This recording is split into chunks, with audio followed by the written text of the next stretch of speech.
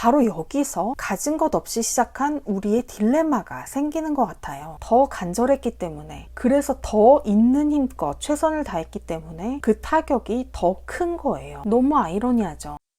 돈 문제에 대해서 완벽하다고, 빈틈이 없다고 생각했던 계획은 언제든 예상할 수조차 없는 일들로 무너질 수 있다는 사실. 최근 1, 2년 사이에 일어난 시장의 롤러코스터를 온몸으로 겪다 보니까 애초에 내 계획에 빈틈이 없다는 생각 자체가 초보스러운 거였더라고요. 내 머리와 운을 과대평가한 나머지 경험의 중요성을 과소평가했던 거죠. 그래서 요즘 저는요, 쫄리는 마음을 붙들고 이 외면하고픈 시장 상황에서 눈을 떼지 않으려고 노력하는 한편으로요, 책을 많이 읽고 있어요. 현재의 트렌드나 솔루션을 이야기하시는 우리 시대 인플루언서 분들의 이야기를 듣는 것도 당연히 중요한데요. 저는 특히 위기일 때는 그런 이야기들을 들으면 귀가 너무 펄럭거리더라고요. 또 더 불안해지고 조급해지는 것 같기도 해서 그보다는 좀 더 오래 묵은, 더 긴 경험을 통해 나온 더 원론적인 이야기들을 들으려고 해요. 이참에 조금 더 넓고 길게 보는 눈을 키우고 싶어서 재테크 입문서부터 마인드를 다지는 자기계발서, 그리고 경제, 심리, 역사에 이르기까지 예전에는 사두고도 마음이 바빠서 읽지 못했던 책들을 맘잡고 읽고 있어요. 여튼 그렇게 해서 요즘 읽은 책 중에 하나가 부자의 그릇이라는 책인데요. 솔직히 이 책 뭐야, 제목이 스포네, 뻔하지 뭐, 부자가 되려면 그릇이 커야 된다는 얘기겠네, 알겠습니다 하고 안 읽고 건너뛰었었거든요. 그런데 지금 읽어보니 지금의 시장 상황에서 특히 저처럼 투자를 시작한 지 얼마 안 되는 사람에게 정말 큰 울림을 주는 책이더라고요. 이 책의 주인공이 마치 저처럼요, 멀쩡히 다니던 좋은 직장을 관두고 가진 돈을 다 털어서 시작한 사업이 처음에는 승승장구했답니다. 그런데 사업을 더 키우려던 선택이 실패로 돌아가면서 순식간에 빈털터리가 되고 빚만 잔뜩 남게 된 거예요. 심지어 아내와도 이혼까지 하게 되고요. 그래서 딱 요즘처럼 쌀쌀해지는 날씨에 혼자 오갈 데도 없이 공원에서 하루 종일 죽치고 앉아있는 불쌍한 주인공의 모습에 감정이입을 하고 싶지 않은데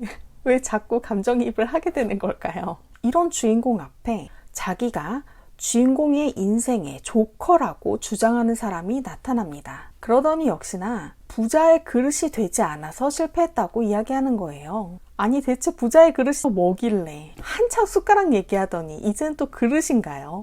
그릇이야 뭘 담는 데 쓰는 거죠. 그러면 돈, 부를 담는 걸까요? 조커는 돈을 소유할 수 없는 것이라고 말합니다. 네? 그릇을 키워야 돈을 더 많이 담을 수 있다는 건 줄 알았는데 돈이 소유할 수 없는 거라면 그릇은 대체 왜 필요한 거죠? 절박한 사람 지금 이렇게 헷갈리게 하시깁니까? 조커의 말은 이렇습니다. 돈을 계속 소유할 수 있는 사람은 없어 라고요. 돈은 전 세계를 돌고 도는 흐름과 같아서 지금이라는 순간에만 그 사람의 수중에 있는 거라고요.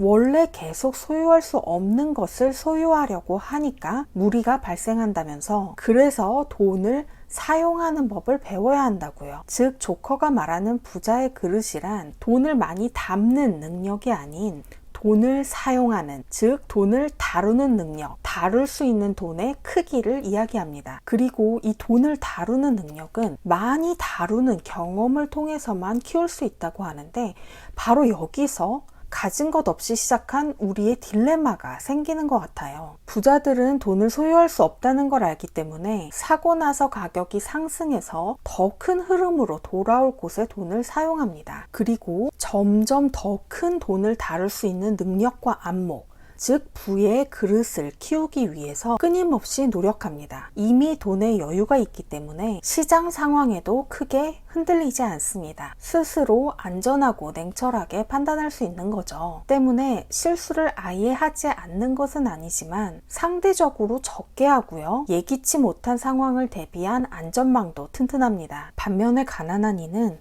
돈을 물건으로 바꿔서 소유하는 데 집착하게 됩니다. 그것도 지금 당장이라는 강박에 사로잡혀 있어서 수중에 돈이 생기면 얼른 쓰기 바쁘죠. 그런데요, 돈과 자본주의에 대해서 정말 아무것도 모를 때야 받은 월급을 물건을 사고 여가를 보내는데 전부 소비하지만요, 지금 사업을 하시거나 투자를 하는 사람들 같은 경우에는 그 단계는 이미 넘어선 거잖아요. 그런데도 아직 시작한 지 얼마 안 됐다면 지금 당장이라는 조급함의 강박에서는 벗어나지 못한 거더라고요. 부자가 되려면 돈을 다루는 능력을 키워야 하고, 그러려면 처음에 작게 시작해서 조금씩 키워가면서 경험을 쌓아야 하는데, 가진 것 없이 시작한 우리는 그럴 여유가 없는 거예요. 다룰 돈도 별로 없고 시간이나 마음의 여유도 없죠. 그러니까 처음 한 번의 시도에 모든 걸 걸고 홈런을 치려고 하게 됩니다. 게다가 시장에 달아오른 분위기, 남들보다 늦었다는 조급한 마음, 그러니까 더 열심히 하려는 의욕, 이번만 잘 되면 우리 가족 정말 호강시킬 수 있다는 그런 간절함까지 뒤섞여서 판단력이 흐려지고 다른 사람들의 말에 휘둘리게 되고 성급한 실수들을 하게 되는 거죠. 예기치 못한 상황에 닥쳤을 때 지켜줄 안전망도 부자들의 것에 비해 허술하기 짝이 없습니다. 겪어보질 않았으니까 안전망이 필요하다는 생각 자체를 못했거든요. 너무 아이러니하죠. 더 신중하게, 더 안전하게 방망이를 휘둘러야 할 사람은 부자가 아니라 가진 것이 없는 사람인데, 가진 것이 없기 때문에 머리로는 알고 있어도 막상 실제로 그게 안 되는 거예요. 이러니 시작하는 단계에서 크고 작은 실수나 실패를 경험하게 되는 것은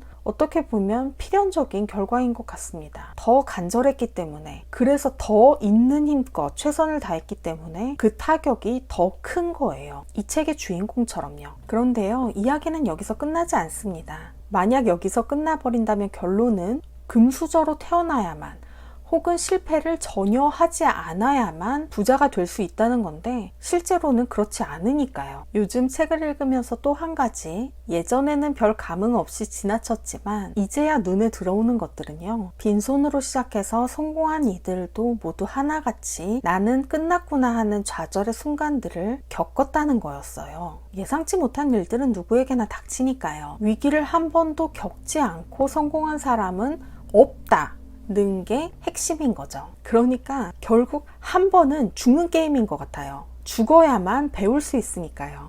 죽는다는 표현이 좀 과격한데, 필연적으로 위기에 부딪히겠지만 그것을 인정하고 견뎌서 앞으로 나가는 것 또한 이 긴 여정의 일부라고요. 게임에서 몬스터를 만나고 이겨야만 다음 단계로 넘어갈 수 있는 거랑 비슷한 거죠. 그 과정을 꼭꼭 씹어먹고 내 피와 살로 만들어서 내가 더 성장하느냐, 아니면 자책하거나 혹은 남을 원망하면서 원래 있던 자리로 돌아가 버리느냐는 본인의 선택인 거죠. 이렇게 위기를 극복하는 과정이 그 무엇으로도 대체할 수 없는 나만의 경험으로 쌓여서 내가 가진 부의 그릇을 크고 견고하게 만들어주는 거겠죠. 제세켓 홈메이드 머니. 애초에 익숙한 자리를 떠나서 부의 여정을 시작한 사람도 적지만, 그 길에서 만나게 되는 험난한 순간들을 견뎌내고 계속 앞으로 나가겠다는 선택을 하는 사람들은 더욱 더 적을 거예요. 쫄리는 마음을 있는 힘껏 다잡으면서 한동안 굉장히 힘들어질 수도 있겠구나 하는 각오를 단단히 하고 있습니다. 예측하는 말들에 휘둘리는 대신에 기꺼이 최선을 다해서 대응하려고요. 솔직히